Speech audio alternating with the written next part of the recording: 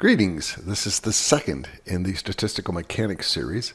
In this particular worksheet, we're going to use Maple to simulate a game that you can play. Consider the following. You have 4 people and you have 5 coins. You distributed the coins so that each person has at least 1. Then, each person secretly chooses another person to whom they wish to deliver their coins. On the count of 3, everybody distributes the coins. Unless you know what the outcome is, most people assume that in the end, the most likely situation is that everyone receives at least 1 coin. That's the most fair distribution. But is that what happens in nature? In this Maple video, we'll see what happens when we use many more than 4 people with many more than 4 coins. It is based on the idea that energy is quantized. The coins play the role of quanta of energy. Okay, in this simulation, instead of using people to distribute coins, we're going to use particles and distributing quanta of energy. We're going to start with 80 particles, and each particle will receive 10 quanta of energy each. Energy, or the quanta of energy, are indistinguishable. So if you play the game, you should make sure your coins are also indistinguishable. We're going to also play this game 50 times and record the outcome from the events. Much of this is in the form of coding, so instead of using the Maple math layout, the 2D output and 2D input, I'm actually going to use in the form of an executable group. And the nice thing is it gives you colors, and it's very similar to what you might see if you wrote in Python or some other programming language. So particle is going to be a vector of 80 particles, with each given 10 initial value, initial quanta of energy. We are going to record this energy for all 50 cycles, and in fact, we're going to make a column graph for each outcome. The rest consists of playing the game of coming up with random numbers and a whole series of random numbers, so that for every cycle and that for every particle in every cycle, we're going to randomly select the amount of quanta that the particle gives it up. Then we're going to select which particle to which they're going to pass it to. If we actually have some quanta to deliver and we want to make sure that the new particle is not the same as the particle that's distributing it, we swap. We subtract 1 from particle J and we give to particle K.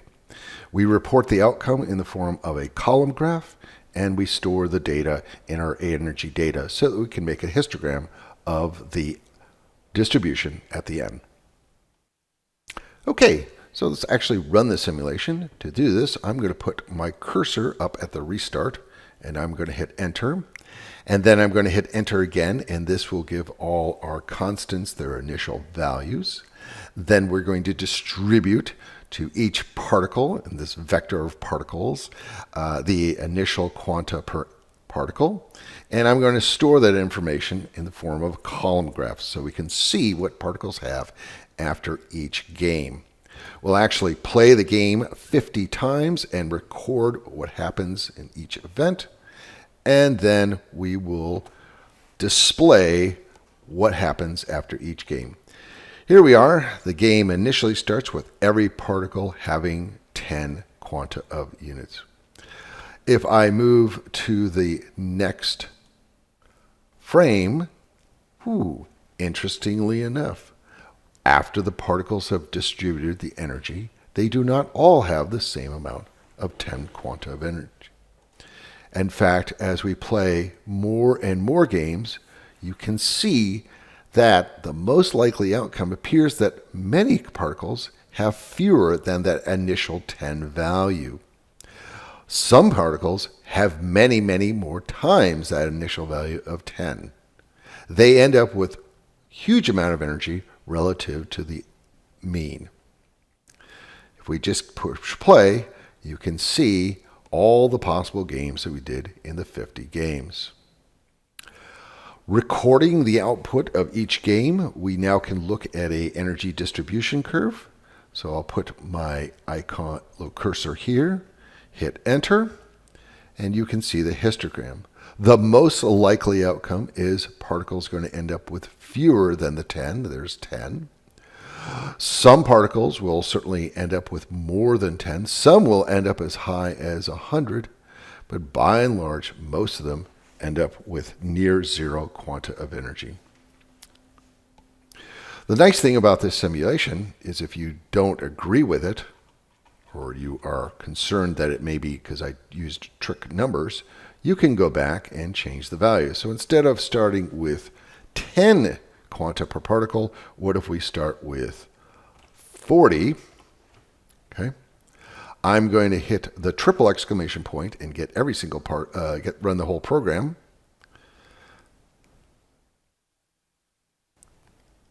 And you'll notice our distribution curve now is spread out more. Still, the most likely outcome is that most particles get less than the mean, which is 40 now.